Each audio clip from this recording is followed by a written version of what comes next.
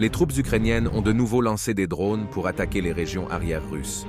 L'un des drones a été abattu par une équipe de défense aérienne dans la région de Moscou. À la suite de chutes de débris, un incendie s'est déclaré dans un garage de la SNT Vysokovoltnik. Un autre drone a été découvert et neutralisé dans la région de Tver. Ces débris sont tombés près du village de Zavidovo, non loin duquel se trouve la résidence d'État du président russe. Tout au long de la journée, les troupes ukrainiennes ont mené des attaques à la frontière de la région de Belgorod. Des bâtiments résidentiels du village de Kozinka ont été endommagés. Un civil a été tué et une autre personne a été blessée.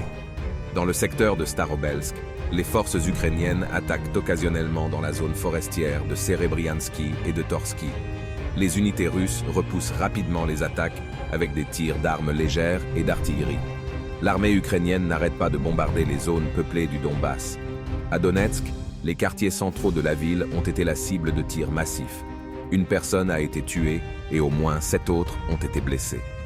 Dans le secteur de Vremievski, l'ennemi, avec le soutien de véhicules blindés, a attaqué les positions russes près de Novodonetsky et de Novomayorsky. Cependant, les forces ukrainiennes n'ont pas réussi à percer le système défensif dense et les champs de mines successifs. Dans le secteur de Zaporodje, les opérations militaires actives se poursuivent près d'Orekov. Les troupes russes repoussent une série d'attaques ennemies et lancent une contre-offensive près de Rabotino. Au même moment, des images de la destruction prouvée d'un char Challenger 2 à au nord-est du village sont apparues. Cela marqua également la première perte au combat de l'histoire du Challenger 2 britannique. En région de Kherson, les forces ukrainiennes continuent de bombarder la rive opposée, créant ainsi les conditions nécessaires au franchissement du Dnieper. 2 groupes ennemis ont débarqué sous le pont Antonov, les troupes russes leur tirent dessus.